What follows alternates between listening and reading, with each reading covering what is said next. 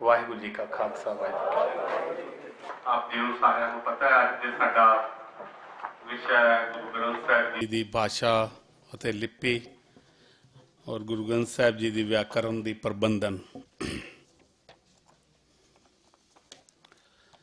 ਇਸ ਲੈਕਚਰ ਲਈ ਸਾਡੇ ਕੋਲ ਪ੍ਰੋਫੈਸਰ ਮਨਿੰਦਰਪਾਲ ਸਿੰਘ ਜੀ ਜੋ ਰੋਪੜ ਮਿਸ਼ਨਰੀ ਕਾਲਜ ਦੇ ਵਿੱਚ ਨੇ ਸੀਨੀਅਰ ਪ੍ਰੋਫੈਸਰ ਦੇ ਵਜੋਂ ਪਿਛਲੇ 15-16 ਸਾਲ ਤੋਂ ਉੱਥੇ ਸੇਵਾ ਕਰ ਰਹੇ ਨੇ।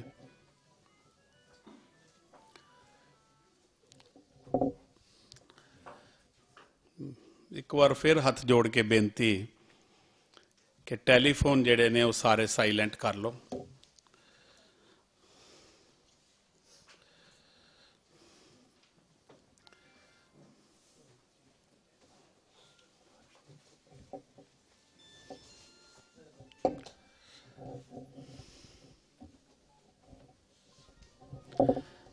ਪ੍ਰੋਫੈਸਰ ਮਨਿੰਦਰਪਾਲ ਸਿੰਘ ਜੀ ਰੋਪੜ ਤੋਂ ਨੇ, ਮਿਸ਼ਨਰੀ ਕਾਲਜ ਦੇ ਵਿੱਚ ਉੱਥੇ ਸਾਲਾਂ ਬੱਧੀ ਤੋਂ ਸੇਵਾ ਕਰ ਰਹੇ ਨੇ। ਗੁਰਬਾਣੀ ਦੀ, ਗੁਰਮਤ ਦੀ, ਵਿਆਕਰਨ ਦੇ ਜਿਹੜੇ ਨੇ ਐਕਸਪਰਟ ਨੇ। ਗੁਰਮਤ ਸੰਗੀਤ ਵਿੱਚ ਆਪ ਜੀ ਨੇ MA ਕੀਤੀ ਹੋਈ ਹੈ ਔਰ ਆਮ ਕਰਕੇ ਪਾਠ ਬੋਧ ਸਮਾਗਮਾਂ ਦੇ ਵਿੱਚ ਜਿੰਨੇ ਵੀ ਇੰਡੀਆ ਵਿੱਚ ਜਾਂ ਇੰਡੀਆ ਤੋਂ ਬਾਹਰ ਜਿੱਥੇ ਵੀ ਪਾਠ ਬੋਧ ਸਮਾਗਮ ਹੁੰਦੇ ਨੇ, ਪ੍ਰੋਫੈਸਰ ਸਾਹਿਬ ਦਾ ਉੱਥੇ ਬਹੁਤ ਵੱਡਾ ਯੋਗਦਾਨ ਹੁੰਦਾ ਹੈ। ਅੱਜ ਦਾ ਜਿਹੜਾ ਸਾਡਾ ਵਿਸ਼ਾ ਹੈ, ਇਹ ਵਿਸ਼ਾ ਬੜਾ ਹੀ ਗੁਰਬਾਣੀ ਨੂੰ ਅਗਰ ਅਸੀਂ ਵਿਚਾਰੀਏ ਤਾਂ ਇਹ ਵਿਸ਼ਾ ਬਹੁਤ ਮਹੱਤਵਪੂਰਨ ਹੈ। ਜਦੋਂ ਵੀ ਅਸੀਂ ਕੁਝ ਪੜ੍ਹਦੇ ਹਾਂ ਔਰ ਬਹੁਤੀ ਵਾਰ ਹੈਰਾਨ ਹੋ ਜਾਈਦਾ ਕਿ ਕਿਵੇਂ ਲਕੀਰਾਂ ਨਾਲ ਇੱਕ ਅੱਖਰ ਬਣ ਜਾਂਦਾ ਹੈ ਔਰ ਫਿਰ ਕਿਵੇਂ ਅਚਾਨਕ ਇਸ ਵਿੱਚੋਂ ਆਵਾਜ਼ ਨਿਕਲਣੀ ਸ਼ੁਰੂ ਹੋ ਜਾਂਦੀ ਹੈ, ਫਿਰ ਅੱਖਰ ਨਾਲ ਅੱਖਰ ਮਿਲ ਕੇ ਸ਼ਬਦ ਬਣ ਜਾਂਦਾ ਹੈ ਔਰ ਫਿਰ ਉਹ ਸ਼ਬਦ ਬਣ ਕੇ ਅੱਖਰ ਅਰਥ ਦਿੰਦੇ ਨੇ ਅਤੇ ਖੂਬਸੂਰਤ ਔਰ ਪਵਿੱਤਰ ਬਾਣੀ ਜਿਹੜੀ ਹੈ ਉਹ ਪ੍ਰਗਟ ਹੋ ਜਾਂਦੀ ਹੈ, ਉਹਦਾ ਪ੍ਰਕਾਸ਼ ਹੋ ਜਾਂਦਾ ਹੈ। ਮੈਂ ਇਸ ਨੂੰ ਇੱਕ ਕਰਾਮਾਤ ਦੀ ਤਰ੍ਹਾਂ ਦੇਖਦਾ।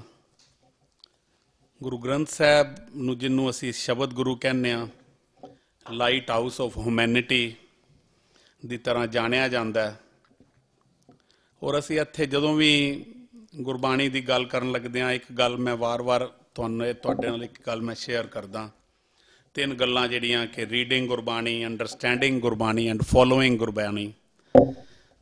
ਔਰ ਬੜੀ ਖੂਬਸੂਰਤ ਲਾਈਨ ਹੈ, ਗੁਰ ਕੀ ਸੇਵਾ ਸ਼ਬਦ ਵਿਚਾਰ।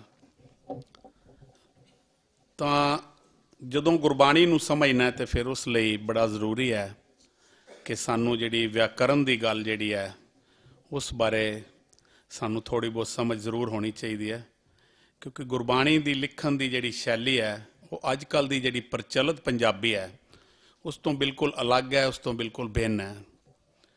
ਔਰ ਗੁਰਬਾਣੀ ਦੇ ਭਾਵੇਂ ਸਾਨੂੰ ਟੀਕੇ ਵੀ ਬੜੇ ਮਿਲਦੇ ਨੇ ਅੱਜ ਕੱਲ੍ਹ, ਤਾਂ ਇੰਟਰਨੈਟ 'ਤੇ ਜਾਂ CDs ਵਗੈਰਾ, ਟੇਪਾਂ, ਸਭ ਕੁਛ ਮਿਲ ਜਾਂਦਾ ਹੈ, ਪਰ ਸਹੀ ਮਾਇਨੇ ਵਿੱਚ ਗੁਰਬਾਣੀ ਨੂੰ ਸਮਝਣ ਲਈ ਗੁਰਬਾਣੀ ਵਿਆਕਰਨ ਦੀ ਜਾਣਕਾਰੀ ਔਰ ਲਿਪੀ ਦੀ ਜਾਣਕਾਰੀ ਹੋਣੀ ਬੜੀ ਜ਼ਰੂਰੀ ਹੈ। ਔਰ ਗੁਰੂ ਗ੍ਰੰਥ ਸਾਹਿਬ ਵਿੱਚ ਅਨੇਕਾਂ ਸ਼ਬਦ ਜੋੜ ਐਸੇ ਹਨ ਜਿਨ੍ਹਾਂ ਦੇ ਅਰਥ ਭਾਵ ਵਿਆਕਰਨ ਦੀ ਨੌਲੇਜ ਤੋਂ ਬਿਨਾਂ ਸਾਨੂੰ ਪਤਾ ਨਹੀਂ ਲੱਗ ਸਕਦੇ।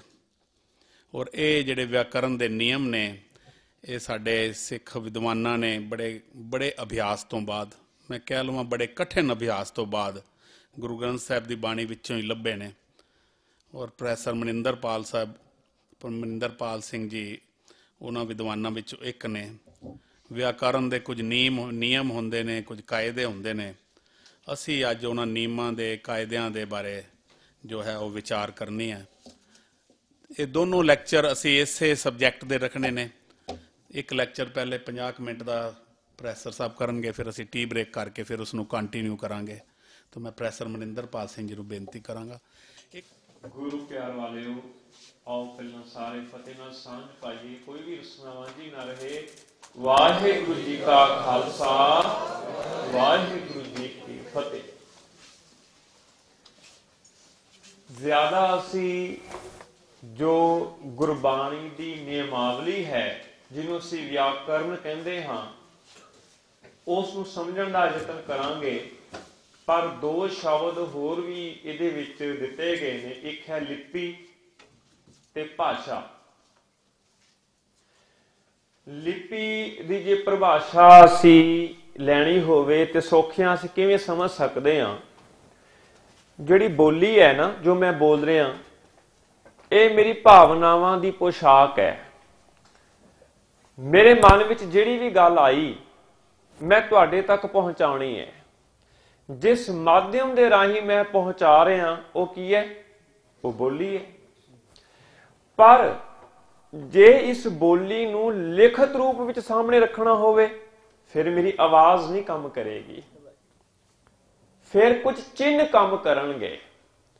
ਜਿਹੜੇ ਉਹ ਚਿੰਨ੍ਹ ਨੇ ਨਾ, ਜਿਵੇਂ ਉਦਾਹਰਨ ਦੇ ਤੌਰ ਉੱਤੇ ਜੇ ਇੱਕ ਧੁਨੀ ਹੈ ਕ, ਹੁਣ ਜਿਹੜੇ ਪੰਜਾਬੀ ਨੇ, ਪੰਜਾਬੀ ਭਾਸ਼ਾ ਵਾਲੇ, ਉਹਨਾਂ ਨੇ ਚਿੰਨ੍ਹ ਰੱਖ ਲਿਆ ਇਹ ਵੀ ਜੇ ਐਵੇਂ ਲਿਖਾਂਗੇ ਤਾਂ ਸਮਝੋ ਅਸੀਂ ਕ ਤੁਹਾਨੂੰ ਦੱਸਣਾ ਚਾਹ ਰਹੇ ਹਾਂ। ਹਿੰਦੀ ਵਾਲਿਆਂ ਨੇ ਚਿੰਨ੍ਹ ਕੀ ਰੱਖ ਲਿਆ? ਇਹ। ਅੰਗਰੇਜ਼ੀ ਵਾਲਿਆਂ ਨੇ ਕੀ ਚਿੰਨ੍ਹ ਰੱਖ ਲਿਆ? ਧੁਨੀ ਸਾਰਿਆਂ ਦੀ ਕੀ ਹੈ? ਲਗਭਗ ਕ ਹੈ, ਪਰ ਚਿੰਨ੍ਹ ਅਲੱਗ-ਅਲੱਗ ਨੇ। ਸੋ ਲਿਪੀ ਕੀ ਹੈ? ਲਿਖਤ ਰੂਪ ਵਿੱਚ ਕਿਸੇ ਭਾਸ਼ਾ ਨੂੰ ਲਿਖਣ ਲਈ ਜਿਨ੍ਹਾਂ ਚਿੰਨ੍ਹਾਂ ਦੀ ਵਰਤੋਂ ਕੀਤੀ ਜਾਂਦੀ ਹੈ, ਉਹ ਸਾਰੇ ਚਿੰਨ੍ਹ ਅਸੀਂ ਕੀ ਕਵਾਂਗੇ? ਉਸ ਭਾਸ਼ਾ ਦੀ ਲਿਪੀ ਹੈਗੇ ਨੇ। ਨੋ ਡਾਊਟ ਧੰਨ ਗੁਰੂ ਗ੍ਰੰਥ ਸਾਹਿਬ ਜੀ ਦੀ ਜਿਹੜੀ ਲਿਪੀ ਹੈ, ਮੇਰੇ ਖਿਆਲ ਦੱਸਣ ਦੀ ਲੋੜ ਨਹੀਂ, ਸਾਰਿਆਂ ਨੂੰ ਪਤਾ ਹੈ ਕਿਹੜੀ ਲਿਪੀ ਹੈ ਜੀ। ਸਾਰੇ ਬੋਲੋ। ਗੁਰਮੁਖੀ ਲਿਪੀ ਹੈ। ਸੋ ਗੁਰਮੁਖੀ ਲਿਪੀ ਦੇ ਵਿੱਚ ਜੇ ਐਨ ਡਿਟੇਲ ਵਿੱਚ ਜਾਣਾ ਹੋਵੇ ਤੇ ਜੋ ਪਹਿਲੀ ਦੂਜੀ ਕਲਾਸ ਵਾਲਿਆਂ ਨੂੰ ਊੜਾ ਐੜਾ ਪੜ੍ਹਾਈਦਾ ਉਹ ਵੀ ਸਾਰਾ ਆਏਗਾ, ਮਾਤਰਾਵਾਂ ਵੀ ਸਾਰੀਆਂ ਆਉਣਗੀਆਂ, ਸ਼ਬਦ ਕਿਵੇਂ ਆਪਸ ਵਿੱਚ ਬਣਦੇ ਹਨ, ਇਹ ਸਾਰੀ ਗੱਲ ਜਿਹੜੀ ਹੈ ਵਿਆਕਰਨ ਦੇ ਤਹਿਤ ਉੱਤੇ ਸਾਨੂੰ ਸਮਝਣੀ ਜਿਹੜੀ ਹੈ ਉਹ ਜ਼ਰੂਰੀ ਹੈ। ਫਿਲਹਾਲ ਲਿਪੀ ਦੀ ਪਰਿਭਾਸ਼ਾ ਹੀ ਮੈਂ ਆਪ ਜੀ ਨਾਲ ਜਿਹੜੀ ਹੈ ਉਹ ਸਾਂਝ ਪਾਈ ਹੈ। ਭਾਸ਼ਾ, ਗੁਰੂ ਗ੍ਰੰਥ ਸਾਹਿਬ ਜੀ ਦੀ ਭਾਸ਼ਾ।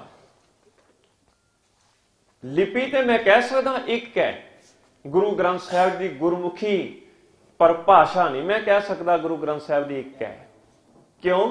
ਇੱਥੇ ਤਾਂ 15 ਭਗਤ ਬੈਠੇ ਨੇ, ਜਿਸ ਜਿਸ ਇਲਾਕੇ ਦੇ ਨੇ ਉਸ ਇਲਾਕੇ ਦੀ ਜਿਹੜੀ ਬੋਲੀ ਸੀ ਉਹਦੇ ਵਿੱਚ ਉਹਨਾਂ ਨੇ ਗੱਲ ਕੀਤੀ ਹੈ। ਸੋ ਗੁਰੂ ਗ੍ਰੰਥ ਸਾਹਿਬ ਵਿੱਚ ਤੁਹਾਨੂੰ ਮਰਾਠੀ ਵੀ ਮਿਲੇਗੀ, ਗੁਰੂ ਗ੍ਰੰਥ ਸਾਹਿਬ ਵਿੱਚ ਤੁਹਾਨੂੰ ਸਾਧ ਭਾਸ਼ਾ ਵੀ ਮਿਲੇਗੀ, ਤੇ ਗੁਰੂ ਗ੍ਰੰਥ ਸਾਹਿਬ ਵਿੱਚ ਫਾਰਸੀ ਵੀ ਮਿਲੇਗੀ। ਯਕ ਅਰਜ਼ ਗੁਫਤਮ ਪੇਸ਼ ਦੋ ਤੋ ਦਰਗੋਸ਼ ਕੁਨ ਕਰਤਾਰ, ਇਹ ਪੰਜਾਬੀ ਤੇ ਨਹੀਂ ਹੈ, ਇਹ ਤੇ ਫਾਰਸੀ ਹੈ। ਸਹਿਸਕ੍ਰਿਤੀ ਤੇ ਮੇਰੇ ਖਿਆਲ ਸਾਰੇ ਜਾਣਦੇ ਆ ਗੁਰੂ ਗ੍ਰੰਥ ਸਾਹਿਬ ਵਿੱਚ ਹੈ। ਇਹ ਇੱਕ ਖਾਸ ਖਿੱਤੇ ਦੀ ਭਾਸ਼ਾ ਹੈ, ਉੱਥੇ ਦੇ ਲੋਕਾਂ ਦੀ ਭਾਸ਼ਾ ਹੈ। ਸੋ ਗੁਰੂ ਗ੍ਰੰਥ ਸਾਹਿਬ ਵਿੱਚ ਕੇਵਲ ਪੰਜਾਬੀ ਨਹੀਂ ਹੈ, ਇਹ 'ਚ ਹਿੰਦੀ ਵੀ ਹੈ, ਇਹ 'ਚ ਮਰਾਠੀ ਵੀ ਹੈ, ਇਹਦੇ ਵਿੱਚ ਵੱਖ-ਵੱਖ ਬੋਲੀਆਂ ਜਿਹੜੀਆਂ ਨੇ ਸ਼ਾਮਲ ਨੇ। ਫਿਰ ਮੈਂ ਇੱਕ ਗੱਲ ਕਹਿਣੀ ਚਾਹਾਂਗਾ, ਲਿਪੀ ਗੁਰਮੁਖੀ, ਭਾਸ਼ਾਵਾਂ ਕਈ। ਹੁਣ ਫਾਰਸੀ ਦੇ ਵਿੱਚ ਸ਼ ਧੁਨੀ ਹੈਗੀ ਹੈ, ਜਿਹਨੂੰ ਅੱਜ ਕੱਲ ਅਸੀਂ ਸੱਸੇ ਦੇ ਪੈਰ ਹੇਠ ਬਿੰਦੀ ਪਾ ਕੇ ਦੱਸ ਸਕਦੇ ਹਾਂ। ਪਰ ਮੈਂ ਇੱਕ ਸਵਾਲ ਤੁਹਾਨੂੰ ਕਰਨਾ ਚਾਹਾਂਗਾ, ਅਸੀਂ 35 ਅੱਖਰੀ ਕਹਿੰਦੇ ਆ, ਪਤਾ ਕਿਹਨੂੰ ਕਹਿੰਦੇ 35 ਅੱਖਰੀ? ਕਿਹਨੂੰ ਕਹਿੰਦੇ ਆ?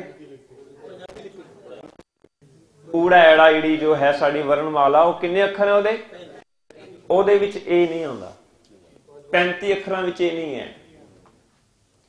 ਇਹ ਬਾਅਦ ਵਿੱਚ ਵਿਦਵਾਨਾਂ ਨੇ ਫਾਰਸੀ ਧੁਨੀਆਂ ਨੂੰ ਦਰਸਾਉਣ ਦੇ ਲਈ ਤੇ ਇਹ ਥੱਲੇ ਪੈਰ ਹੇਠ ਬਿੰਦੀਆਂ ਜਿਹੜੀਆਂ ਨੇ ਲਗਾਈਆਂ ਨੇ। ਇਸ ਕਰਕੇ ਤੁਹਾਨੂੰ ਗੁਰੂ ਗ੍ਰੰਥ ਸਾਹਿਬ ਵਿੱਚ ਪੈਰ ਹੇਠ ਬਿੰਦੀਆਂ ਲੱਗੀਆਂ ਹੋਈਆਂ ਨਹੀਂ ਮਿਲਣਗੀਆਂ। ਇਹਦਾ ਮਤਲਬ ਉਸ ਵੇਲੇ ਗੁਰਮੁਖੀ ਲਿਪੀ ਕੋਲ ਆ ਸੀ ਧੁਨੀ, ਬਸ ਇੱਕ ਸ ਜਾਂ ਖ ਜਾਂ ਗ ਜ ਫ ਆਦਿ ਇਹ ਧੁਨੀਆਂ ਸੀਗੀਆਂ। ਹੁਣ ਇਹਨਾਂ ਧੁਨੀਆਂ ਤੋਂ ਹੀ ਦੋਹਾਂ ਦਾ ਕੰਮ ਲਿੱਤਾ ਜਾਂਦਾ ਰਿਹਾ। ਜੇ ਸੱਸੇ ਪੈਰ ਹੇਠ ਬਿੰਦੀ ਵਾਲੀ ਧੁਨੀ ਹੈ ਤਾਂ ਵੀ ਇਹ ਲਿਖਿਆ ਗਿਆ, ਜੇ ਇਸੇ ਦੀ ਹੈ ਤਾਂ ਵੀ ਇਹ ਲਿਖਿਆ ਗਿਆ।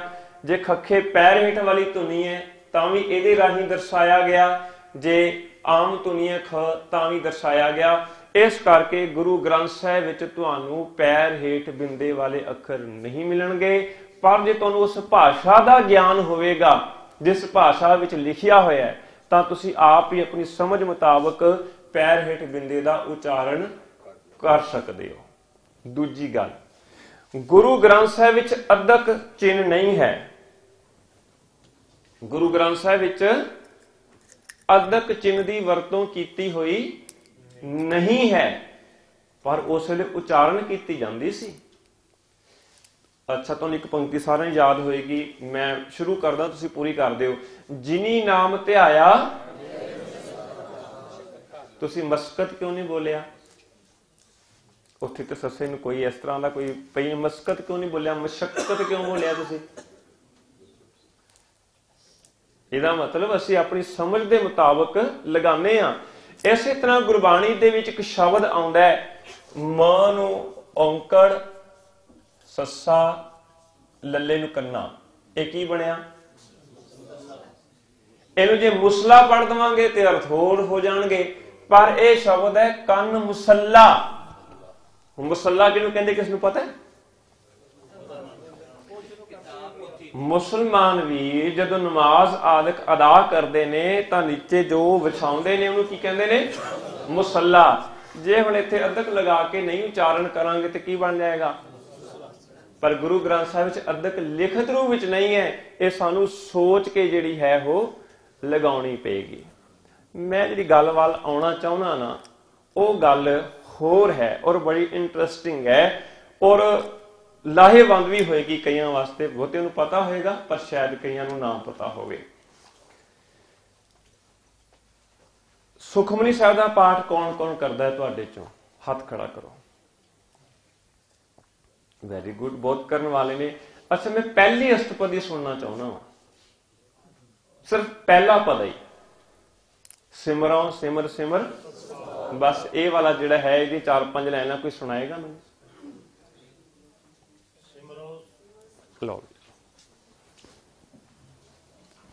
ਤੁਹਾਨੂੰ ਅੱਗੇ ਆਉਣਾ ਹੋਏਗਾ।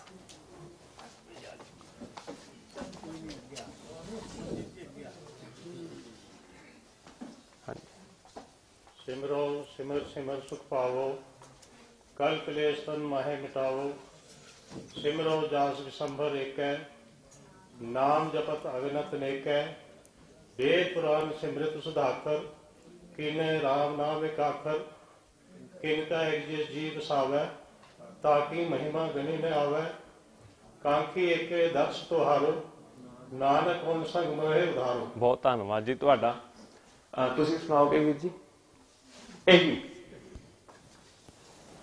ਇਹ ਚੱਲਦੇ ਮੈਂ ਕਿ ਜੋ ਅੱਗੇ ਪਏ ਨੇ ਇੱਥੇ ਸਿਮਰੋ ਸਿਮਰ ਸਿਮਰ ਸੁਖ ਪਾਓ। ਅੱਗੇ ਆ ਜਾਓ ਥੋੜਾ ਜਿਹਾ। ਸਿਮਰੋ ਸਿਮਰ ਸਿਮਰ ਸੁਖ ਪਾਓ, ਕਾਲ ਕਲੇਸ਼ ਦਾ ਮਾਹ ਮਿਟਾਓ। ਸਿਮਰੋ ਜਾਸ ਸਿਮਰ ਏਕੇ, ਨਾਮ ਜਪਤ ਅਗਰਨ ਦਿੱਤੇ। वेद प्राण सिमर सुधाकर, कीने राम नाम एक आखर। किनका एक जिस जिया वसावे, ताकि महिमा गनी जावे। ताकि एको दस तुहारो, नानक उनसे मोहे धारो। सुख नहीं सुख अमृत प्रभ नाम, ठीक है जी। आज जन आगे मन विश्राम। ठीक है, मेरे ख्याल ਅਸੀਂ ਲਗਭਗ ਇਸੇ ਤਰੀਕੇ ਨਾਲ ਪੜ੍ਹਦੇ ਹਾਂ। ਪਰ ਹੁਣ ਇੱਕ ਧਿਆਨ ਦੇਣਾ ਜਿਹੜੀ ਮੈਂ ਗੱਲ ਕਹਿਣੀ ਚਾਹੁੰਦਾ ਵਾਂ। ਜਦ ਤੱਕ ਅਸੀਂ ਇਹ ਸਾਰੇ ਅੱਖਰਾਂ ਦਾ ਉਚਾਰਨ ਸਹੀ ਤਰੀਕੇ ਦੇ ਨਾਲ ਸਿੱਖ ਨਹੀਂ ਨਾ ਲੈਂਦੇ, ਉਦੋਂ ਤੱਕ ਅਸੀਂ ਪਾਠ ਨਹੀਂ ਕਰ ਸਕਦੇ। ਇੱਕ ਤੇ ਸ਼ਬਦ ਹੈ ਸਿਮਰੋ ਜਾਸ, ਸੱਸੇ ਨੂੰ ਔਂਕੜ ਕਿਉਂ ਛੱਡ ਦਿੱਤੀ ਤੁਸੀਂ? ਕੀ ਲਿਖਿਆ ਹੋਇਆ ਹੈ? ਅਸੀਂ ਸਾਰੇ ਵਿਸੰਬਰ ਹੀ ਪੜ੍ਹ ਰਹੇ ਹਾਂ। ਇਹ ਔਂਕੜ ਕਿੱਥੇ ਗਈ? ਕਈ ਵਾਵਾ ਵੀ ਪੜ੍ਹ ਜਾਂਦੇ, ਵਿਸਵੰਬਰ ਵੀ ਪੜ੍ਹ ਜਾਂਦੇ ਨੇ ਕਈ, ਉੱਥੇ ਵਾਵਾ ਹੈ ਹੀ ਨਹੀਂ। ਇਹ ਤੋਂ ਅਗਲੀ ਪੰਕਤੀ ਕੀ ਹੈ? ਨਾਮ ਜਪਤ ਅਗਨਤ ਨਹੀਂ ਬੋਲਣਾ ਉਹਨੂੰ। ਐੜਾ ਅਗੇਤਰ ਹੈ, ਗਣਤ ਪਿਛੇਤਰ ਹੈ, ਕੀ ਬਣ ਗਿਆ? ਅਗਨਤ। ਅਣਗਿਣਤ ਜਿਹਨੂੰ ਅਸੀਂ ਕਹਿੰਦੇ, ਅਗਨਤ ਤੇ ਕੋਈ ਅਰਥ ਨਹੀਂ ਬਣੇਗਾ। ਅਗਨਤ ਸੋ ਸਾਨੂੰ ਸ਼ਬਦ ਕਿਵੇਂ ਬਣਾਈਦੇ ਹਨ ਇਹ ਪਤਾ ਹੋਣਾ ਚਾਹੀਦਾ। ਜਿਹੜਾ ਅੱਖਰ ਅਗੇਤਰ ਹੈ ਉਹਨੂੰ ਅਲੱਗ ਕਰਕੇ ਪਿਛਲੇ ਸਾਰੇ ਇਕੱਠੇ ਪੜਾਂਗੇ ਤੇ ਠੀਕ ਹੋ ਜਾਏਗਾ। ਜੇ ਆਪਾਂ ਅਗ ਨਤ ਪੜ ਦਾਂਗੇ ਤੇ ਗੜਬੜ ਹੋ ਜਾਏਗੀ। ਇਸ ਕਰਕੇ ਅਗਨਤ ਪੜਨਾ ਹੈ ਇਸ ਨੂੰ। ਇਸ ਤੋਂ ਅਗਲੀ ਪੰਕਤੀ ਕਿਹੜੀ ਹੈ? वेद पुराण सिमरत। ਇਹ ਮ ਦੀ ਸਿਆਰੀ ਕਿੱਥੇ ਗਈ? ਤੁਸੀਂ ਸਿਮਰਤ ਬੋਲਿਆ, ਸਿਮਰਤ ਕਿਵੇਂ ਹੋ ਸਕਦਾ ਹੈ? ਕੀ ਹੈ ਇਹ? ਸਿਮਰਿਤ। ਹਿੰਦੂ ਵੀਰਾਂ ਦੇ ਧਾਰਮਿਕ ਗ੍ਰੰਥ ਨੇ ਸਿਮਰਤੀਆਂ, ਉਹਨਾਂ ਦੀ ਗੱਲ ਚੱਲ ਰਹੀ ਹੈ। ਸਿਮਰਤ ਦਾ ਅਰਥ ਹੈ ਸਿਮਰਨ ਕਰਨਾ, ਸਿਮਰਿਤ ਦਾ ਅਰਥ ਹੈ ਇੱਕ ਧਾਰਮਿਕ ਗ੍ਰੰਥ। ਸੋ ਕਹਿਣ ਦਾ ਭਾਵ ਹੈ ਅਸੀਂ ਲਿਪੀ ਜੇ ਬਹੁਤ ਡੀਪਲੀ ਜਾ ਕੇ ਸਿੱਖਣੀ ਹੈ, ਸਾਨੂੰ ਹਰੇਕ ਅੱਖਰ ਦਾ ਉਚਾਰਨ ਕਰਨਾ ਆਉਣਾ ਚਾਹੀਦਾ ਹੈ। ਅਸੀਂ ਆਪਣੇ ਨੂੰ ਪੰਜਾਬੀ ਕਹਾਉਂਦੇ ਆ ਤੇ ਜੇ ਅਸੀਂ ਪੰਜਾਬੀ ਨਹੀਂ ਠੀਕ ਤਰੀਕੇ ਨਾਲ ਪੜਾਂਗੇ ਤੇ ਫਿਰ ਅਸੀਂ ਗੁਰਬਾਣੀ ਦਾ ਪਾਠ ਕਿਵੇਂ ਕਰਾਂਗੇ ਤੇ ਬੱਚਿਆਂ ਨੂੰ ਕਿਵੇਂ ਸਿਖਾਵਾਂਗੇ? ਹੌਲੀ ਹੌਲੀ ਅਸੀਂ ਕਈ ਮਾਤਰਾਵਾਂ ਛੱਡਣੀਆਂ ਸ਼ੁਰੂ ਕਰ ਦਿੱਤੀਆਂ। ਔਂਕੜ ਅਸੀਂ ਛੱਡ ਦਿੱਤਾ, ਸਿਹਾਰੀ ਅਸੀਂ ਛੱਡ ਦਿੱਤੀ। ਹੁਣ ਦੇਖਣਾ ਇੱਕ ਹੋਰ ਅੱਖਰ ਛੱਡਿਆ ਜੋ ਅੱਜ ਕੱਲ੍ਹ ਦੀ ਲਿਖਤ ਵਿੱਚ ਨਹੀਂ ਹੈ ਪਰ ਪਹਿਲਾਂ ਸੀ। ਸੋ ਇਹ ਗਲਤੀ ਨਹੀਂ ਕਿਸੇ ਨੇ ਕਰਨੀ। ਸਿਮਰਿਤ, ਸਾਰੇ ਬੋਲੋ ਸਿਮਰਿਤ ਮੈਨੇ ਸਿਮਰਤੀਆਂ। ਸਿਮਰਤ ਜਿੱਥੇ ਆਏਗਾ ਉੱਥੇ ਸਿਮਰਨ ਦੀ ਗੱਲ ਹੋਏਗੀ, ਉਹ ਆਪਣੇ ਹਿਸਾਬ ਨਾਲ ਹੈ। वेद पुराण सिमरित। ਅਸੀਂ ਨਾ ਆ ਜੋ ਨੀਚੇ ਲਿਖਿਆ ਹੋਇਆ ਆ ਅੱਖਰ ਹੈ, ਇਹ ਸੋਚਿਆ ਵੀ ਪਤਾ ਨਹੀਂ ਕੀ ਸ਼ਾਹੀ ਜੀ ਥੱਲੇ ਪਾਤੀ, ਬਸ ਚਲੋ ਜੀ ਇਹਨੂੰ ਆਪਾਂ ਸੁਧਾਖਰ ਪੜ ਰਹੇ ਹਾਂ ਸਾਰੇ। ਇਹ ਹੈ ਅੱਧਾ ਜਈਆ। ਕੀ ਹੈ? ਇਹ ਵੀ ਉਚਾਰਨ ਦਾ ਹਿੱਸਾ ਹੈ। ਇਹਨੂੰ ਉਚਾਰਨ ਕਰਨ ਲੱਗਿਆ ਸੌਖਾ ਜਿਹਾ ਨਿਯਮ ਤੁਹਾਨੂੰ ਮੈਂ ਦੱਸਣ ਲੱਗਾ। 99% ਇਹੀ ਲਾਗੂ ਹੋਏਗਾ, 1% ਮੈਂ ਪਾਸੇ ਕਰ ਦਿੱਤਾ ਹੈ। 99% ਹੀ ਠੀਕ ਹੋ ਜੀ, ਮੇਰੇ ਖਿਆਲ ਉਹੀ ਬਹੁਤ ਹੈ।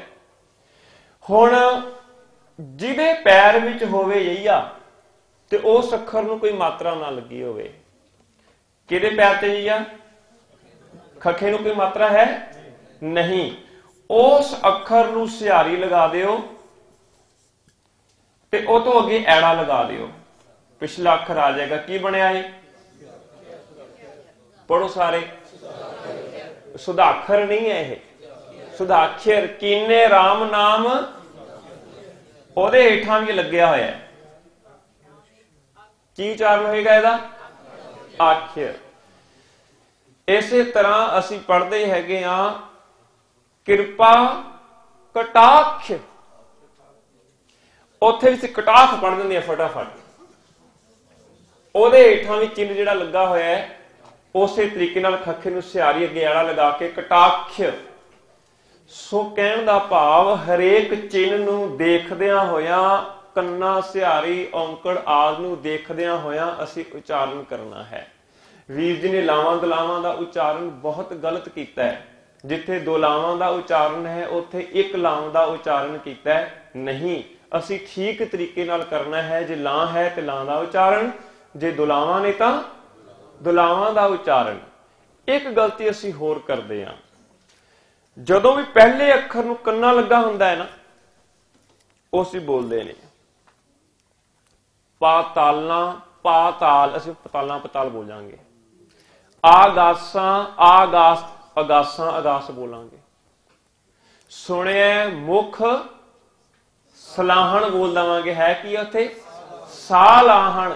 ਭਾਵ ਜੋ ਪਹਿਲੇ ਅੱਖਰ ਨੂੰ ਲੱਗੇ ਹੋਏ ਕੰਨੇ ਨੇ ਉਹਦਾ ਉਚਾਰਨ ਅਸੀਂ ਅਕਸਰ ਨਹੀਂ ਕਰ ਪਾ ਰਹੇ, ਜਾਂ ਤਾਂ ਕਹਿ ਲਓ ਧਿਆਨ ਨਹੀਂ ਦਿੰਦੇ, ਜਾਂ ਸਾਡੇ ਸੁਭਾਅ ਵਿੱਚ ਨਹੀਂ ਹੈ। ਸੋ ਇਹ ਗੱਲ ਆਪ ਜੀ ਨੇ ਧਿਆਨ ਰੱਖਣਾ ਹੈ। ਸੋ ਲਿਪੀ ਆਪਣੇ ਆਪ ਚ ਇੱਕ ਬੜਾ ਵੱਡਾ ਸਬਜੈਕਟ ਹੈ। ਇਹਦਾ ਵਿਆਕਰਨ ਦਾ ਪਹਿਲਾ ਹਿੱਸਾ ਵਰਣ ਬੋਧ, ਹਰੇਕ ਅੱਖਰ ਦਾ ਉਚਾਰਨ। ਹੁਣ ਇਹ ਅੱਖਰ ਦਾ ਉਚਾਰਨ ਵੀ ਆਉਣਾ ਚਾਹੀਦਾ ਹੈ। ਇੱਕ ਮਿੰਟ ਮੈਂ ਵਧਣ ਤੋਂ ਪਹਿਲੇ ਅੱਗੇ ਪੁੱਛਣਾ ਕਿ ਇਹ ਜਿਹੜਾ ਤੁਸੀਂ ਥੱਲੇ ਜਿਹਨੂੰ ਅਸੀਂ ਕਿਤਾ ਜਟਕੀ ਭਾਸ਼ਾ ਵਿੱਚ ਫਟਾਫਟ ਕਟਾ ਕਹਿ ਕੇ ਤੁਰ ਪੈਂਦੇ ਹੈਗੇ, ਇਹਦਾ ਕਿਤਾ ਸਹੀ ਪ੍ਰੋਨੰਸੀਏਸ਼ਨ ਕੀ ਹੋਏਗਾ? ਇਹਦਾ ਹੈ ਵੀ ਖੱਖੇ ਨੂੰ ਸਿਹਾਰੀ ਪਾ ਦੋਗੇ ਐੜਾ, ਐੜੇ ਦੀ ਜਿਹੜੀ ਸਾਊਂਡ ਹੈ ਅ, ਕਟਾਖ। ਅੱਛਾ, ਅੱਗੇ ਕਿੰਨਾ ਆ ਦੀ ਮਾਤਰਾ ਨਹੀਂ ਪਾਉਣੀ? ਨਹੀਂ, ਐੜੇ ਨੂੰ ਬਸ ਆ, ਕਟਾਖਿਆ ਨਹੀਂ ਬੋਲਣਾ। ਕਟਾਖ ਅ ਦੀ ਸਾਊਂਡ ਆਏਗੀ, ਆ ਦੀ ਸਾਊਂਡ ਨਹੀਂ ਆਏਗੀ, ਅ ਦੀ ਆਵਾਜ਼ ਆਏਗੀ, ਕਿਉਂਕਿ ਅਖੀਰ ਵਿੱਚ ਤਾਂ ਕਿ ਵਿੱਚ ਆ ਗਿਆ ਤੇ ਫਿਰ ਨਾਲ ਉਸ ਤੋਂ ਹੀ ਲੱਗ ਜਾਏਗਾ। ਠੀਕ ਹੈ ਜੀ। ਮੈਂ ਕੀ ਗੱਲ ਸ਼ੁਰੂ ਕਰਨ ਲੱਗਾ ਸੀ, ਕਿਸ ਨੂੰ ਯਾਦ ਹੈ? ਹਾਂਜੀ, ਇਹਦਾ ਉਚਾਰਨ ਕਈ ਬਣ ਗਏ ਜੀ ਜਦੋਂ ਉਚਾਰਨ ਇਹ ਔਆਂ, ਕਈ ਅਈਆਂ ਨਹੀਂ। ਅੱਜ ਆਪਾਂ ਇਹਦਾ ਉਚਾਰਨ ਸਿੱਖ ਲਈਏ। ਅੱਜ ਕੱਲ ਇਹਦਾ ਸਥਾਨ ਜਿਹੜਾ ਹੈ ਨਾ ਪੰਜਾਬੀ ਵਿੱਚ ਗੱਗੇ ਨੇ ਲੈ ਲਿਆ। ਅਸੀਂ ਇਹਦਾ ਉਚਾਰਨ, ਇਹਦਾ ਲਿਖਤ ਵਿੱਚ ਇਹਦਾ ਨਹੀਂ ਪਾਉਂਦੇ, ਇਸਤੇਮਾਲ ਨਹੀਂ ਕਰਦੇ, ਥਾਂ ਤੇ ਕੀ ਕਰਦੇ ਆ? ਗੱਗਾ। ਇਹਦਾ ਮਤਲਬ ਇਹ ਤੋਂ ਨੇੜਲਾ ਅੱਖਰ ਹੈਗਾ, ਤਾਂ ਹੀ ਇੱਕ ਦੂਏ ਦੀ ਥਾਂ ਤੇ ਬਦਲ ਕੇ ਆਪਾਂ ਇਸੇ ਅੱਖਰ ਤੋਂ ਨਾ ਉਹਦਾ ਉਚਾਰਨ ਸਿੱਖਦੇ ਆ। ਮੈਂ ਉਦਾਹਰਨ ਦੇ ਰਿਹਾ, ਇਹ ਨਾ ਸਮਝੋ ਕਿ ਹੂ ਬਹੂ ਇਹੀ ਉਚਾਰਨ ਹੋਏਗਾ। ਸਿੱਖਣ ਵਾਸਤੇ ਗੱਗੇ ਉੱਤੇ ਮੈਂ ਜੇ ਟਿੱਪੀ ਲਾ ਦੇਵਾਂ, ਗੱਗੇ ਨੂੰ ਕੰਨਾ ਲਾ ਦੇਵਾਂ, ਇਹ ਕੀ ਲਿਖਿਆ ਮੈਂ? ਗੰਗਾ। ਇੱਥੇ ਮੈਂ ਬਿੰਦੀ ਲਾ ਦੇਵਾਂ, ਕੀ ਬਣ ਗਿਆ? ਗੰਗਾ। ਇਹਨੂੰ ਹੋਰ ਨੱਕ ਚ ਉਚਾਰਨ ਕਰਦੇ ਹੋ, ਨੰਗਾ। ਬੋਲੋ, ਬਾਕੀ ਨੱਕ ਚ ਉਚਾਰਨ ਥੋੜਾ ਕਰਨਾ ਹੈ, ਨੰਗਾ। ਐੜੇ ਦੀ ਆਵਾਜ਼ ਨਹੀਂ ਆਣੀ ਚਾਹੀਦੀ, ਐੜੇ ਅੰਗਾ ਨਹੀਂ ਬੋਲਣਾ, ਐੜੇ ਦੀ ਸਾਊਂਡ ਨਹੀਂ ਆਏਗੀ। ਸੋ ਇਹ ਗ ਦੇ ਨੇੜੇ ਜਾ ਕੇ ਜਦੋਂ ਬੋਲੋਗੇ ਆਪੇ ਪਤਾ ਲੱਗ ਜਾਏਗਾ ਨੰਗਾ, ਕਿਉਂਕਿ ਇਹ ਆਏਗਾ ਰੰਗ। ਬੋਲੋ, ਰੰਗ ਨਹੀਂ ਬੋਲਣਾ, ਥੋੜਾ ਜਿਹਾ ਨੱਕ ਚ ਬੋਲ ਦੋ, ਰੰਗ। ਸੋ ਇਹ ਵੀ ਸਾਡੇ ਉਚਾਰਨ ਜਿਹੜੇ ਨੇ ਕਾਫੀ ਗਲਤ ਹੁੰਦੇ ਨੇ। ਇਹਦੇ ਨਾਲ ਦਾ ਹੀ ਇੱਕ ਇਹਦਾ ਭਰਾ ਹੈਗਾ, ਇਹਦੀ ਥਾਂ ਕਿਹਨੇ ਲੈ ਲਈ? ਜੱਜੇ ਨੇ। ਇਹਦੇ ਤੋਂ ਹੀ ਅਸੀਂ ਉਚਾਰਨ ਸਿੱਖਦੇ ਹਾਂ। ਇਹਨੂੰ ਟਿੱਪੀ ਪਾ ਦਿਓ, ਜੱਜੇ ਨੂੰ ਕੰਨਾ ਪਾ ਦਿਓ, ਉੱਪਰ ਬਿੰਦੀ ਪਾ ਦਿਓ, ਬੋਲੋ ਕੀ ਹੈ? ਜੰਜਾਂ। ਇਹਨੂੰ ਨੱਕ ਚ ਬੋਲੋ, ਹੋਰ ਨੰਜਾਂ। ਜਾਂ ਦੀ ਤੁਨੀ ਜਾਂ, ਵੰਜ। ਇਹ ਲਹਿੰਦੀ ਭਾਸ਼ਾ ਵਾਲੇ ਜਿਹੜੇ ਤੁਸੀਂ ਜਾਓਗੇ ਨਾ ਪਾਕਿਸਤਾਨ ਵੱਲ, ਉਹ ਬਹੁਤ ਸਹੀ ਤਰੀਕੇ ਨਾਲ ਤੁਹਾਨੂੰ ਬੋਲ ਕੇ ਦੱਸਣਗੇ, ਵੰਜ। ਸੋ ਇਹਨਾਂ ਅੱਖਰਾਂ ਦਾ ਵੀ ਸਾਨੂੰ ਉਚਾਰਨ, ਕਿਉਂਕਿ ਅੱਜ ਕੱਲ ਤੇ ਹੈ ਨਹੀਂ ਸਾਡੀ ਲਿਖਤ ਵਿੱਚ, ਪਰ ਗੁਰੂ ਗ੍ਰੰਥ ਸਾਹਿਬ ਵਿੱਚ ਹੈਗੇ ਨੇ, ਇਸ ਕਰਕੇ ਸਾਨੂੰ ਇਹਦਾ ਅਭਿਆਸ ਵੀ ਜਿਹੜਾ ਹੈਗਾ ਉਹ ਕਰਨਾ ਪਏਗਾ। ਮੈਂ ਗੱਲ ਮੁੜ ਕੇ ਫਿਰ ਚੱਲਿਆ ਉੱਥੇ ਯਈਏ ਵੱਲ। ਮੈਂ 2-3 ਗੱਲਾਂ ਕੀਤੀਆਂ ਨੇ, ਜੇ ਤੁਸੀਂ ਨੋਟ ਕਰ ਰਹੇ ਹੋ। ਗੁਰਬਾਣੀ ਵਿੱਚ ਪੈਰ ਹੇਠ ਬਿੰਦੀ ਨਹੀਂ ਹੈ, ਗੁਰਬਾਣੀ ਵਿੱਚ ਅੱਧਕ ਦਾ ਨਿਸ਼ਾਨ ਨਹੀਂ ਹੈ, ਪਰ ਅੱਧਕ ਬਹੁਤ ਕਮਾਲ ਕਰਦੀ ਕਈ ਥਾਵਾਂ ਉੱਤੇ। ਅੱਛਾ, ਨਿਤਨੇਮ ਕੌਣ ਕੌਣ ਕਰਦਾ ਸਾਡਿਆਂ ਵਿੱਚੋਂ ਰੋਜ਼ ਸਵੇਰੇ? ਹੱਥ ਖੜੇ ਕਰੋ। ਬਸ ਅਸੀਂ ਗੁਰਮਤ ਕੋਰਸ ਕਰ ਰਹੇ ਹਾਂ ਤੇ ਨਿਤਨੇਮ ਕਰਨ ਵਾਲਿਆਂ ਦੀ ਗਿਣਤੀ ਨਹੀਂ ਘੱਟ ਕਿਉਂ? ਜੇ ਤੇ ਪੰਜਾਬੀ ਨਹੀਂ ਆਉਂਦੀ ਫਿਰ ਤੇ ਸਾਡੇ ਵਿੱਚ ਭਾਈ ਸਾਹਿਬ ਭਾਈ ਅਮਰਜੀਤ ਸਿੰਘ ਜੀ ਬੈਠੇ ਨੇ, ਇਹ ਕਹਿੰਦੇ ਮੈਂ 2 ਘੰਟੇ ਚ ਪੰਜਾਬੀ ਸਿਖਾ ਦਾਂਗਾ ਜੇ ਹਿੰਦੀ ਆਉਂਦੀ ਹੈ। ਤੇ ਇਹਨਾਂ ਦੀ ਹੈਲਪ ਲਓ। ਜੇ ਪੰਜਾਬੀ ਆਉਂਦੀ ਹੈ ਤਾਂ ਵੀ ਨਿਤਨੇਮ ਨਹੀਂ ਕਰਦੇ, ਫਿਰ ਆਪਣੀ ਹੈਲਪ ਲਓ, ਬੈਠੋ, ਪਾਠ ਕਰੋ। ਸਵਈਏ ਸ਼ਰਾਵਕ ਸ਼ੁੱਧ ਸਮੂਹ ਵਾਲੇ ਯਾਦ ਕਿਹਨਾਂ ਨੂੰ? ਹੱਥ ਖੜੇ ਕਰੋ।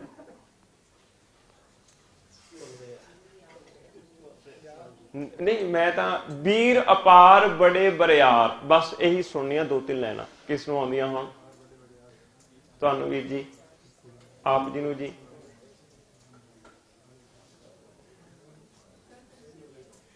ਤੁਸੀਂ ਪਹਿਲਾਂ ਸੁਣਾ, ਤੁਸੀਂ ਵੀਰ ਜੀ।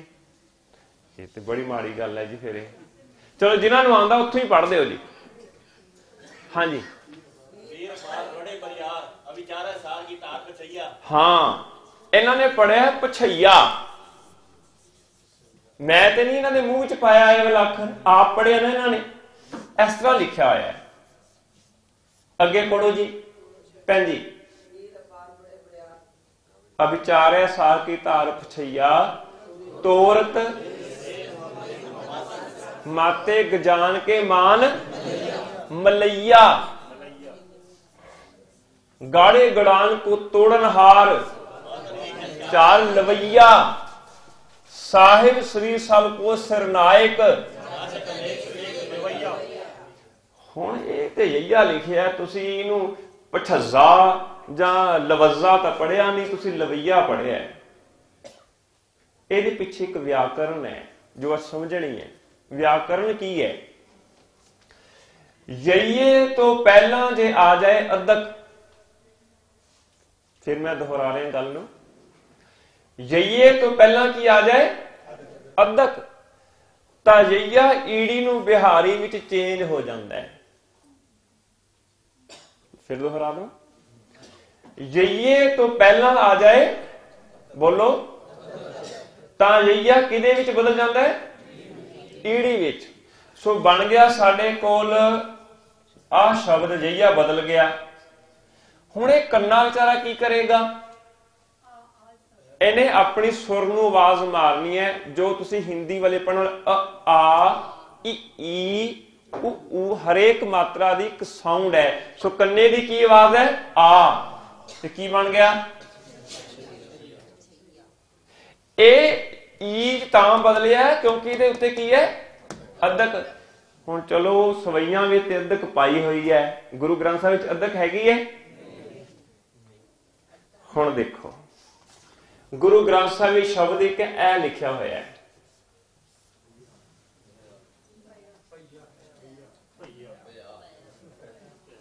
जे तो अदक है फिर की बनेगा? भैया। जे अदक नहीं है फिर भया बनेगा। पर हुण अदक है नहीं, सोचना पेगा भी इत्थे अदक वाला अखर है कि नहीं। किसी नूं कोई शब्द याद है जिहदे विच रिश्तेदारां दी गल आंदी होवे? हाँ हाँ, शाबाश शाबाश, आवाज आई है।